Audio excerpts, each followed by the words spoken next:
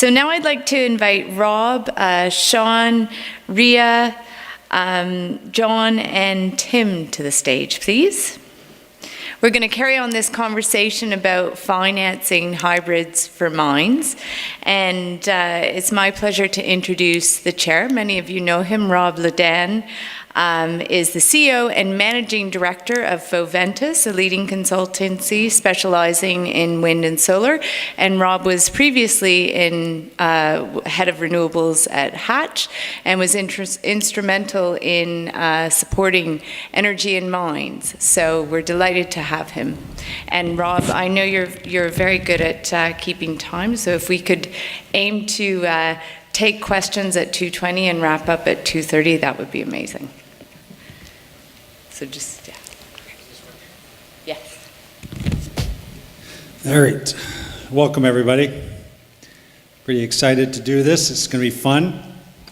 I want everybody to know that there's a door prize today from this panel. The door prize is big bags of money. To qualify for this door prize, you had to be here on time, which you are.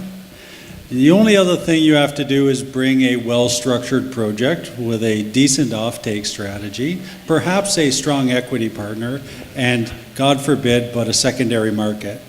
You do that, and Adrian will meet you at the door, the big bags, Santa style, and we look forward to seeing your project get built. But at the end of the day, this is what we're talking about today. We're talking about, show me the money, and I think this is something that's close to everyone's heart, and I'm excited to chat with this really world-class group of people about this. So carrying on from there, I wanted to speak a little bit about, and just mention a little bit about the realities of project finance in the mining sector, and I wanted to point out to you that the folks on this stage, and particularly the World Bank and Sean and Tim from GIZ, they're not here just on vacation. They're looking to take large amounts of money and give it to you. You are here to acquire large amounts of money from them. You are really in a very good synergistic position, and I think that it's really important to realize that it's not just we're not just going through motions. I know from personal experience that the IFC and the World Bank are deeply committed to making these things happen. So that's we'll talk about those things and see if we can't and bring forward some insight. I'm excited to have folks here because of the diversity of experience. For John, I think that John has a superpower. John has this ability to go raise money in the mining sector. He knows what you need to know. And I think that you should spend time picking his mind, picking his brain about these things. And so I think that that's also something that's quite important. So in any case, I will carry on. I'm not going to go completely off of the list of questions, but maybe now and then, if that's all right. So our first question, and I think we're going to go through the introductions first. Was that? Yeah, let's do that. So sorry about that. So we'll begin with Rita, if you could go ahead. Hi there. My name is Ria Fitzgerald. I'm with S&C Lavalin in our capital group. So S&C is a project builder. We do engineering, design, and construction, and as well we invest in projects that we build. So over the last number of years, we've invested about $3 billion in equity, of our own equity, and arranged project financing in the order of about $14 billion. So a lot of that's been in infrastructure projects and power projects, mainly thermal and in the past years, as well as transmission and hydro projects. So I work with our capital group. I also work with our mining group. Started out my career in investment banking, financing mining companies. So I've done about 100 different equity financings for mining companies. So I really like the space, and it's near and dear to my heart.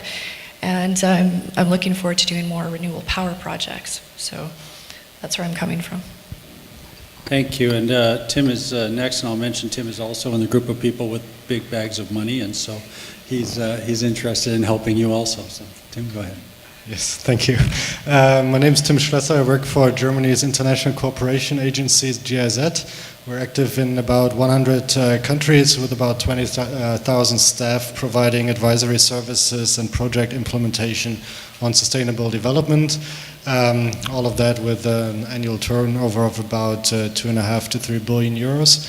And I specifically work for the extractives and development team at headquarters in Germany. Thank you. Next is Sean Whittaker. Hi, thanks a lot, Rob. I'm Sean Whittaker, and actually, interesting, I discovered this morning or yesterday that I'm not the only Sean Whittaker at this conference. I've never met another Sean Whittaker, but apparently there is one here. No joke. So I work for the International Finance Corporation, where, as Mamadou said, we're part of the World Bank Group. We're the private sector lending part of the World Bank Group. So we act as a commercial bank, providing debt and equity for various projects only in emerging markets. And we've been around since 1956. So we've done a lot of investments in renewables. Over 4,000 megawatts now of wind projects in 18 countries around the world. We've done over 4,000 megawatts as well of investments in solar PV. And we've done, as Mamadou said, we've done a lot of investments in mines, including investment in Mongolia for Oyu Tolgoi. We have never invested in renewables in mines, and this is something that we are trying to change. So I'm not sure if it's big bags of money that we've got, but it's something that's of great interest to us. And I work in the power group in particular, and my mining colleagues are here as well, and we're certainly interested in finding out how we can move the needle in this sector. John's next. John has many great qualities, but it's a dead branch from the money side, so he's not here to hand you out any money. I'm sorry. Oh, wow. That's right. Thanks, Rob. I'm the non-money man here on the stage, but we are, in fact, a new mine developer and exploration group focused on Mongolia presently. And part of my commitment here is that of a renewable energy base case in a new mine development scenario. In my past life, I worked in finance, and particularly around climate finance. So thanks for joining us today. All right, and Mamadou? I just add a few more words. I introduced myself already. I work for a part of the World Bank that is called Energy and Extractives. And it's not for nothing. It's because we want to be a leader in integrating energy and the mining sector and the energy sector. And so there's a lot of work both on the policy side, advising government, on the lending side, but on initiatives as well, such as the battery initiatives I talked about earlier, the Power of the Mine initiative, to increase our footprint, to increase our impact in developing countries in the renewable sector. So we have a mandate from our management to push for this project. Thank you. All right, so what I'll do is there's a list of questions here that I think I'll pretty much stick to. I think they're pretty good ones. But, one of the things that is perplexing for many is the financial community draws strong distinctions between traditional energy production systems, traditional power systems, and renewable power systems. And I'm wondering if perhaps we'll just go in the same order. We'll just talk about a little bit about what we view as the issues that these lenders, financiers, whatever, have when they look at the difference between these two technologies. So, go ahead. So traditionally, we've invested in projects that are, kind of target $1 billion size projects. So when we look at utility scale, we're talking about big size, simplistic kind of engineering construction. So we're looking at this space as a way to kind of chase greater margins, and they're more complex projects. But so that also creates the issue that the size of these projects are very small. So it makes it a bit more challenging to raise project financing, where we would typically not spend the time and effort on a project of this size. So the size and the term are some of the issues that we face when we're looking at financing these projects. And of course, the counterparty risk.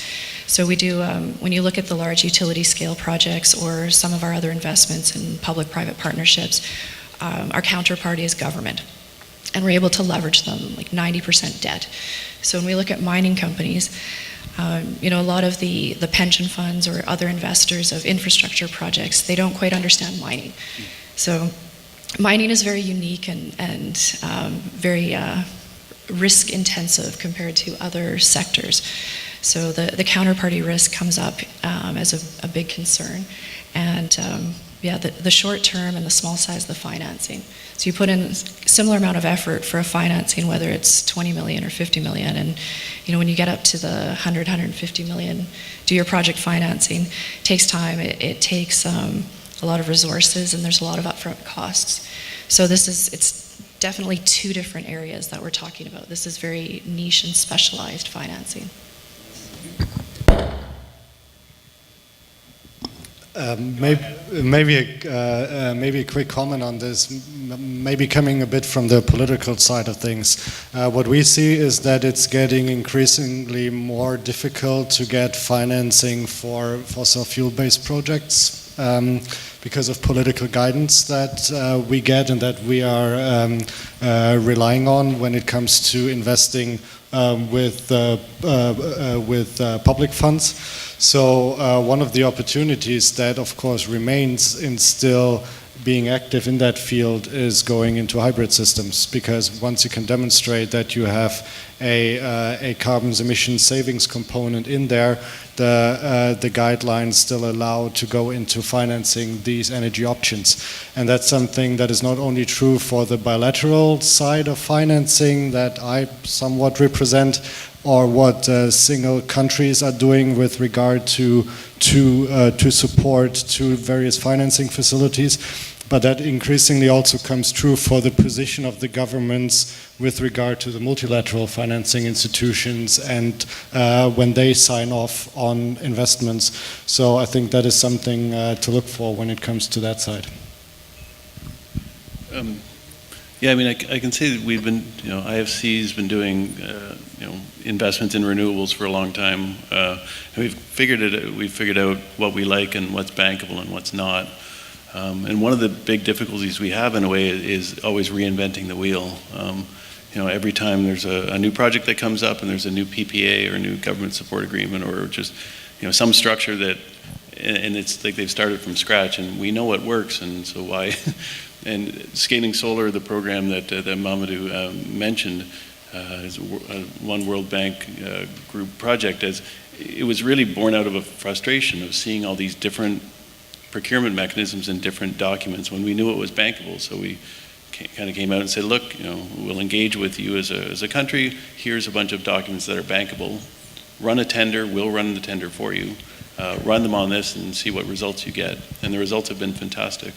So we're very comfortable with financing renewables, but it's the standards of bankability have to be held to, and it's small things. It's like termination rights, step-in rights, events of default, like very detailed things. But we know what works and what doesn't, and if these things are not structured properly, then you get bad results. I think that's been the case with many.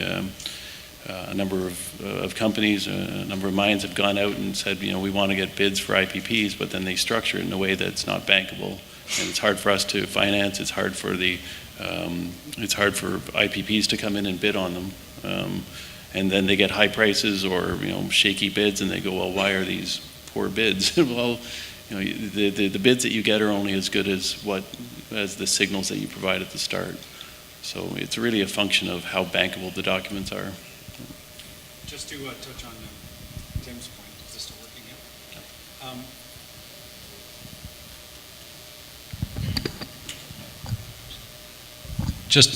Just to touch on what you said, Sean, Do you have, the IFC being an arm of an agency intended to drive some public policy outcomes, do you get feedback from the international community saying, well, here's money for power projects, but only this type of power project?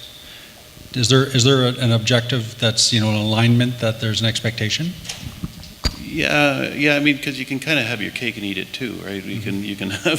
You can do well by doing good, and I think we've shown that you can have investments in renewables and and that satisfy all sorts of of objectives just in terms of greenhouse gas emission reductions, but also just following the performance standards or our equator principles, and a lot of banks use these, so you can kind of have both.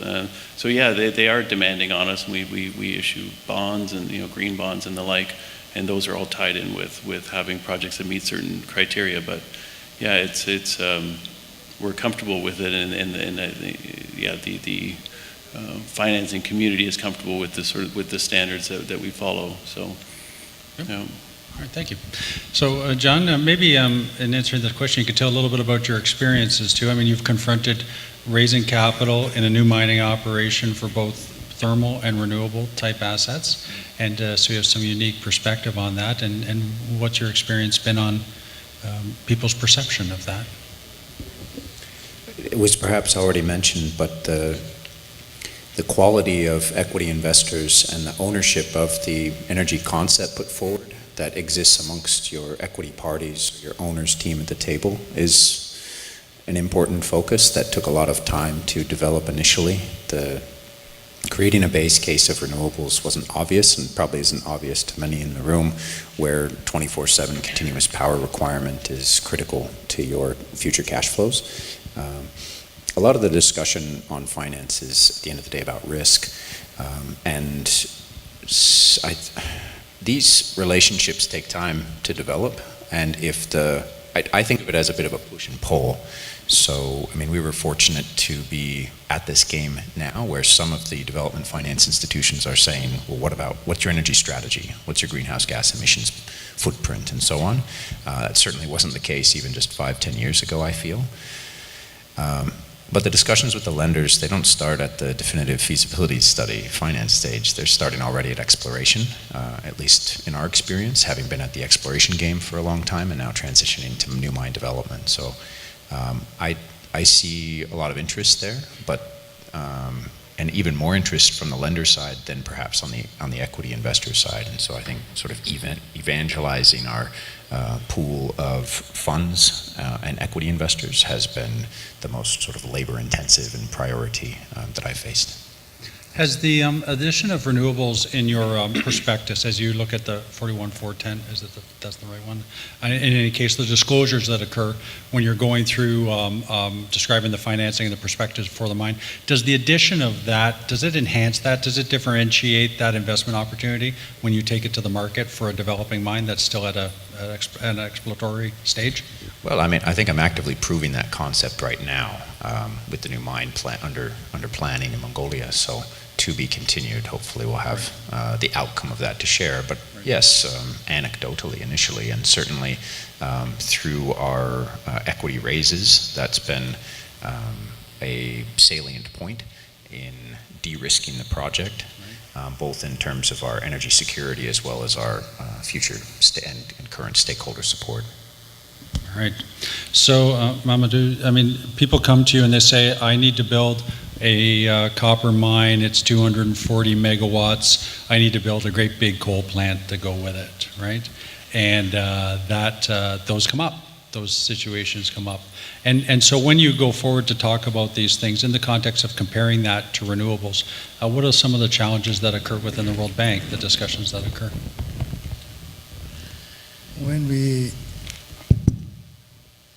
we have such requests, the first challenge we face is that investors come to us and say, we have problems with government's policies and regulations, the mining code, the electricity laws, the utilities. Can you do something about it?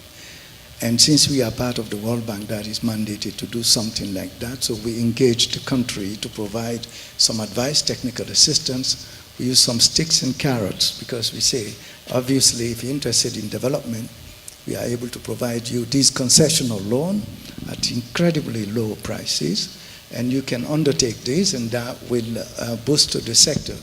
So that's one part. And then there are some areas of the investment climate where, because of government regulations and because of constraints in infrastructure and others, or even low capacity within the government, that they're not able to take this project and move forward with it. That there's no interlocutor, there's no counterpart, because the government has never done this and does not have the capacity. So that's where we come in to build the government capacity, or to build the government capacity to negotiate the deal, because most of the time they don't even have people around to help with negotiating, so they can get not only fair prices, but they can be realistic also in what they are asking. And then we involve our financial solution group, which is part of the World Bank group. Most investors and lenders are interested in de-risking the investment, in providing some credit enhancement. And that's when we provide guarantees, either loan payment guarantees if the government defaults on one of its obligations, or payment guarantees such as in an off-take case where the government is not able to make its payment. So those are some of the tools that we can provide to the investor to make it possible. All right. So, glasses back on hand. This is something that's changed since this conference first started. Okay, so a little comment here about operating versus new assets, and I think this is very interesting. I think that John alluded to it earlier. And I'll start with Rita, and I'll give you back this. But you know, we talk about the amount of infrastructure that goes into a mine project as a new project, right? Is there the opportunity that wrapping the energy supply concept into the development opportunity is the key to unlocking the potential here? Is it the fact that if we add renewables to an original mine concept, the original mine construction budget, that we just wrap it into the entire infrastructure of the project, rather than trying to approach existing mines? This may have the benefit of accentuating the quality of and sizing of the initial debt and improving the quality of it. So I'm wondering if that's something that you could speak to. So a couple different responses to that. So on some of the mine projects that we build, we'll bring in EDC financing, so the Economic Development Bank of Canada. And so we work with a lot of different lenders and banks and private equity guys, and there's definitely a big focus on the environmental impact and the footprint. So for example, there's a project we're looking at now where we introduced EDC, and I spoke to the CEO. I said, look, at your remote, you're looking at 100% gas power. Why don't we add some renewables? There's amazing sun resources there. So I mentioned this to EDC, and they were, they were very happy, because the first thing they look at is there Canadian content in a project? Yes, SNC is Canadian, so we qualify, but second, what's the environmental impact? So if you add renewables, remove some of the diesel, it makes it more financeable, for sure. But then when you look at, okay, renewable power it's more expensive. You're putting more CapEx up front. How does that impact your NPV? So that's where I think it's, when you look at something like a power purchase agreement, it's just another form of financing for a new mine. So whether you're looking at a combination of debt or equity, or a metal stream, or equipment financing, you can do the same thing with your power project. So if you do choose to pay it up front, you're adding more CapEx up front, right? Hybrid projects are more expensive. So that's where I think it makes sense to talk to a developer like us, and we'll finance it, spread the CapEx over the life of the mine. So I think there is actually a role for renewables to play with regard to mining in many different stages of a project's life, because nowadays a lot of, especially developing countries in which mining is taking place, are looking at further industrializing their economies. We have the Agenda 2030-63 of the African Union and so forth, and I think one of the main drivers for this potential economic development in many cases is energy access. So so we do see a lot of excitement about new ways of thinking about that and of how integrating large-scale industrial projects into a landscape-level planning approach to energy supply. One example that I can mention that is also represented in the report that Nicholas Manling presented earlier is the ABC model, which is the Anchor Business Community model, in which there is specific financing opportunities for IPPs to set up a large-scale power supply of renewables next to existing industrial operations, and use that anchor customer for the base load and for a large takeoff of the capacity that is being installed, but at the same time using that as an energy hub for the region, for surrounding communities, etc. This is a model that is already being piloted right now with regard to mobile communications towers, rather smaller scale of energy need, but also with regard to the cement industry. In that way, a mine can fit into a larger regional energy management approach, which once again provides opportunities for the mining company to further support the social license to operate vis-a-vis the surrounding communities. And there is specific funding lines for such projects available already. And I'm guessing that there will be more coming online in the next couple of years in that regard. Thank you. Sean, I don't know if the IFC becomes involved when people are at an exploration stage or not, or if that's something, something that when in John's position that they're drilling and they're quantifying the resource, qualifying the resource. Is that something that you guys become involved at that stage, and do you look for renewables to be a part of the overall plan? Yeah, I mean, it's a lot easier if you try to figure out your renewables or your power plan like from the get-go. I mean, if it's baked into the design of your plant or of your mine to either have a hybrid solution or to go mainly renewables. I mean, doing that from the start helps a tremendous amount. And certainly, if we're doing an investment in a mine, and we say, okay, here's the mine, and then here's the power source, and we're able to bundle them together, that becomes a lot easier, and that's much easier. Coming into a mine that's existing, it's been there for 5 or 10 years, it's operating, retrofitting renewables onto that can be a challenge sometimes. Sometimes it's the nature of the gen sets. They're not as flexible as they need to be in order to be able to best accommodate renewables. It's that retrofit is sometimes hard to do, and if you do it from the start, then you can build flexibility into the system. And we don't really prejudge whether or not it's an EPC or an IPP arrangement. It's to me, the ends justify the means. Certain companies are willing to, because the capex is very high on these things, and because you're buying all your fuel up front. So if you don't want to take that capex, then then an IPP route can be the way to go. If you are willing to take that and deal with some of the complications of it, then the EPC route is best. But figuring that out from the start is a huge advantage. So I'd be interested in hearing, because John's at that point where you're making these decisions. So I want to hear your answer more than mine. Hey, John, and I'll add to that. And one of the reasons I'm really excited that you're here is because you represented a community of people whom I don't think are well known to my client base when I talk about on my renewable side. When they talk about mining, they're going to go look in the phone book for Barrick. Not to say there's anything wrong with Barrick, but they don't even know how to take their energy, and when I say their energy, their enthusiasm and their passion for the business, and add it to your community's passion and enthusiasm for your business to create a sum that is greater than the two parts. And where would people go to speak to and engage with the development community as renewable power developers for the purpose of bundling these things at the beginning? Just a quick shout out to operating mines as well, since it's been framed somewhat as a dichotomy in that there's many operating mines that may be able to overcome those switching costs to incorporate some level of renewables in the mix. And I appreciate your point, because for me as well, reaching out to the energy industry gave me a clear sense that there wasn't as much overlap as I had assumed previously.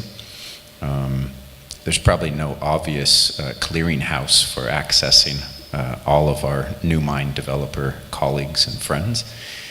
Often I feel the firms, you all know the name brand firms that are out there doing the pre-feasibility and feasibility studies, it's not an immediate, so I'll give you an example. In our case, developing a new mine, we had to bring to bear all of our independent technical studies around grid viability assessment, power solution, integration of renewables, to the folks that were doing our qualified person NI 43-101 sign-off for economic studies in order to unlock that renewables component as a potential base case, if that makes sense. So, I think there's space for engaging more with the engineering firms who are providing QP sign-off to a lot of the new mines, and frankly, for direct pitches to new mines where there's clearly a potential case for de-risking future cash flows. All of us, particularly in the gold equities space right now, are under pressure to really deliver those cash flows and boost our share price performance of late, shall we say. And maybe that's not unique to gold, but we feel that keenly, and I believe that the renewables can be an important part of that equation. Yeah, I raise it because I also asked the question of CRA. If anybody's ever came and asked, can we add renewable resource development as a approved component of a flow-through share? Because you can decide what's under the ground, that resource, and enjoy a significant tax incentive to do so. But in the process of developing the mine, it's not qualified today to do the renewable power resource as a part of that. And maybe that would be a substantial and beneficial incentive to the mining industry. So I think that there's a bit of a disconnect. We're going to go to PDAC, and we're going to go around and talk to people about these issues who are on the forefront of development, and see if try to understand it better. I think that's a forum. So for anybody in the room who's interested in talking to people in the development area of mining, PDAC's, I think, to me, the place to go. Amadou. Yes, I wanted to add one experience we had in PNG. PNG is in the process of, has been in the process for the past few years of negotiating, 3 to 4 large-scale gold developments. And as part of the mining agreement being discussed, power is included there. And so as part of the discussions, the World Bank is, of course, advising the government on how to look for clean power sources. So they have hydro, they have huge gas potential as well. And so those are being considered as part of the negotiation terms of the new mining agreement. However, though, as I said in my presentation, it has been far easier for us to deal with mining companies that have already operation in place and want to have a better carbon footprint. And so those companies are more willing to reduce not just the cost, but also improve the social license to operate and improve also the environmental performance. Dealing with a greenfield project has been a headache. I talk about Whittaker, which took the years it took to get where it is. So if we add to that renewable, it will complicate further the case. Thank you.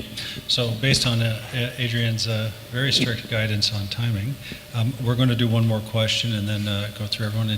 And I encourage you, if you have something else that you would like to add, to do it at that time. And so my question is, if you could ask that renewable power developers or other proponents, when they come forward to you, they did this one thing that they just always don't seem to get. That one characteristic, that one thing that the renewable power development community could do better to align themselves with both the financing and the mining community, what would you say that would be?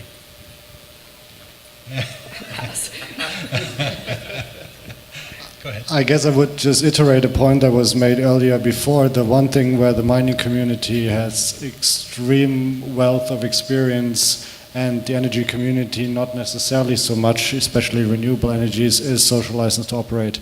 And engaging with the communities, engaging with various stakeholder groups, engaging in international sustainability initiatives that are all over the place in any type of form you can imagine by now, it seems. Discussing that with the energy people is something that would probably be beneficial for both sides. Okay, that's, yeah, community, right? That's often a missing part. I'd agree. Thank you. Okay, Sean? So what would we want a developer to do? Yeah, they walk in the door and they're going to pitch this to you. Right. What was the one thing you say, I wish you would do this better when you Right. come in? Yeah. Don't reinvent the wheel. Okay. I'd say just, it's, like I said before, I mean, the basic standards of bankable agreements are well known. Don't cut corners and just, follow what you know is bankable. Because anything, IFCs, we're just like any other bank. It's like we'll take a project and we'll go to our credit committee, and the credit committee will start picking it apart and trying to find, you're just saying, like, what's the weak link in this chain? And the more that you can say that, this element here is market standard, this is market standard, this is market standard, and you de-risk that whole chain, because it said the chain is only as strong as its weakest link, and we're pretty good at finding weak links. Sure. And the more that you can, use, so, it's a matter of like not cutting corners in terms of getting technical advisors who have done this before, getting IPPs who have done this before. Yep. It's not, it's not rocket science. I mean, and getting, just look at every link and then just make sure that, that there's nothing, a project like this is interesting enough and creative enough on its own that its constituent components, you want to minimize the risk of those components, because as a whole, it's an interesting thing. Yeah. But, if it's really interesting at each separate link, then it's going to be a problem. So vet it and don't reinvent the wheel. Yeah, I think I would agree with that. I've heard a lot of people talk about concessionary finance. When they speak about it, they're assuming they can have sloppy project development at the same time. And that's not the case. And I think this must be very clear to everybody here. Concessionary finance doesn't mean sloppy project development. No. No, and in most cases, I mean, we review a lot of projects, and we know, if we get a project teaser, we know within 5 minutes if they've done what they've had to do. Yep. Understood. So, John, I know that you're on the other side of that, but throw it open to you for whatever comments you'd like to add, and anything else you were hoping to say. Well, that's a rather open-ended offer. Well, Thank you. Perhaps just on the chain that's been offered, the willingness to accompany us, the new mine developer, on that journey and think outside the fence, as we say. That does go back to the community question as well, but if we're engaging pre-construction, as we damn well should be, an ability and willingness to join us on different facets of the journey and become an ally to the developer is less common than you would perhaps think. That sounds like a nice, attractive pitch and what all should be doing anyway. I've never seen anybody do it, actually. So. Seems intuitive. Yeah.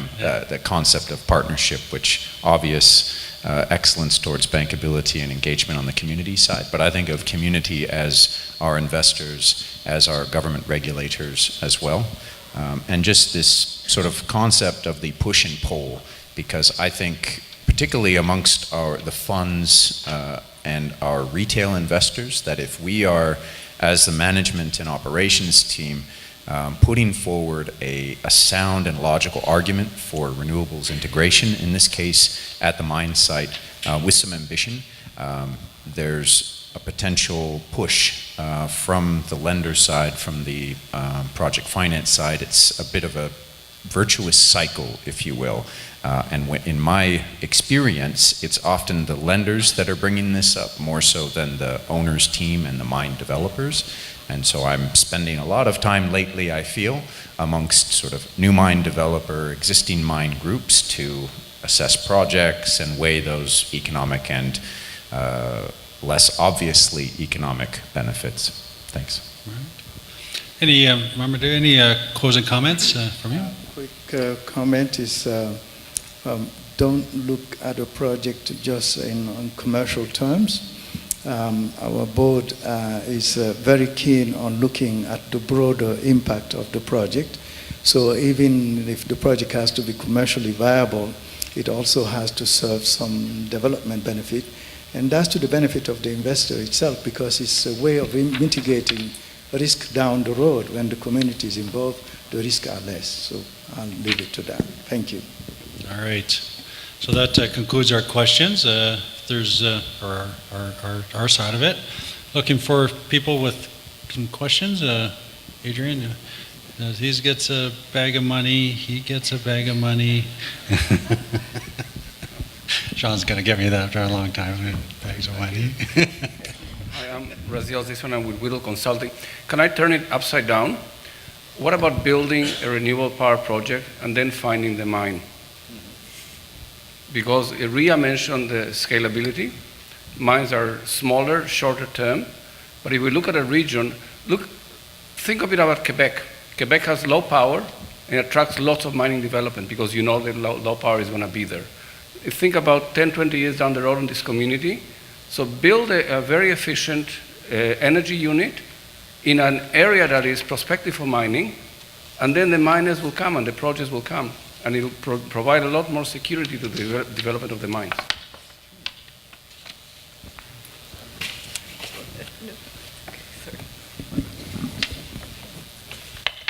I think the problem there is offtake risk. Most investors are concerned if you build the power plant, who is going to buy. I think that's one point. There is also the land issues, the proximity issues related to solar PV. For instance, the project I presented requires 40 hectares of land, and that's within the mining concession.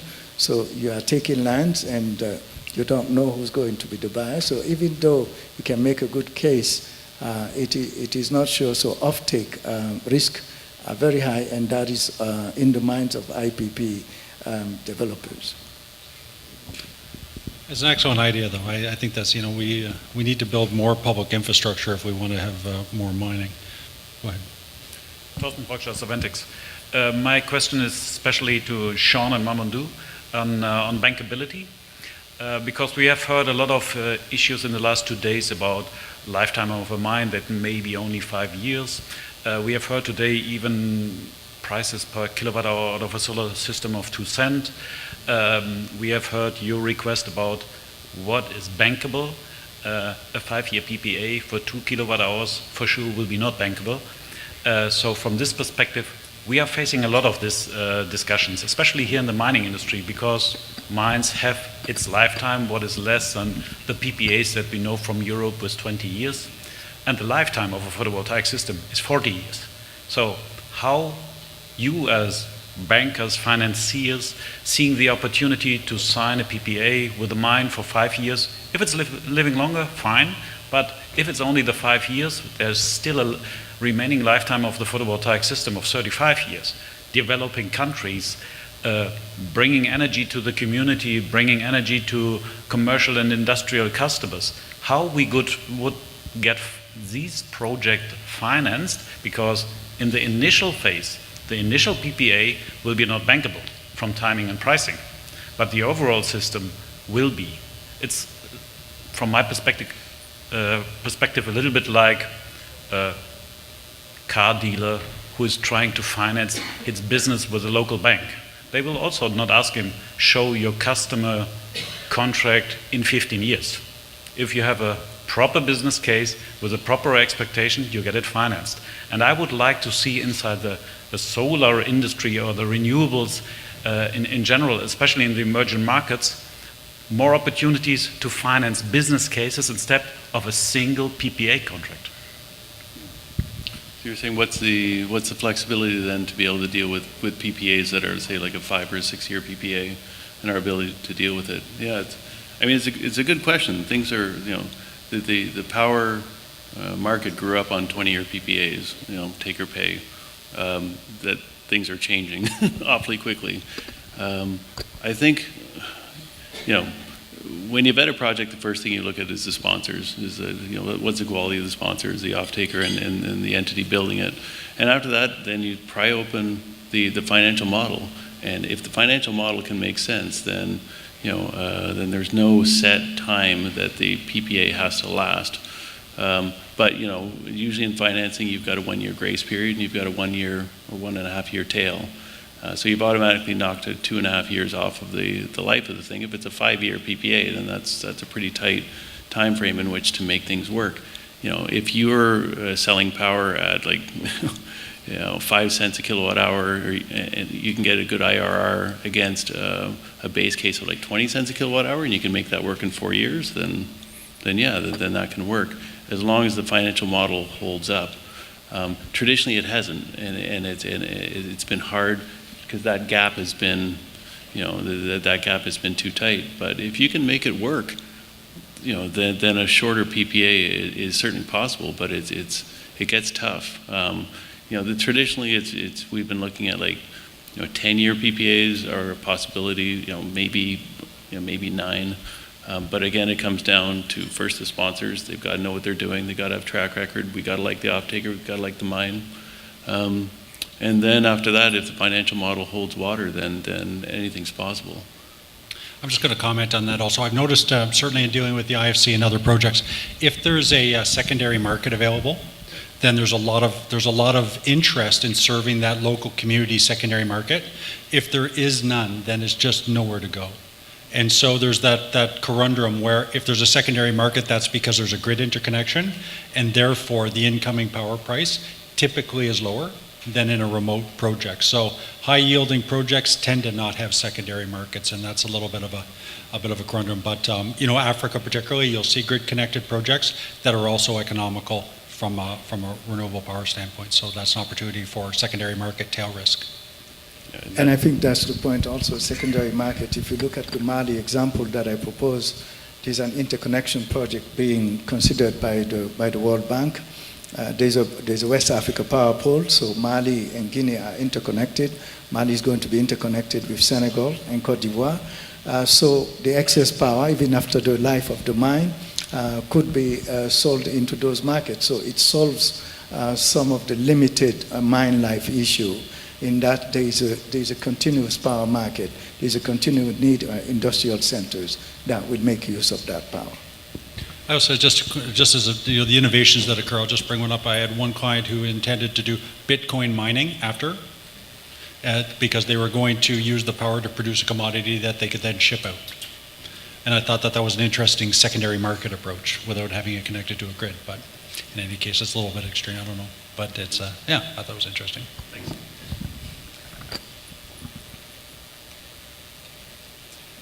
No more? No more?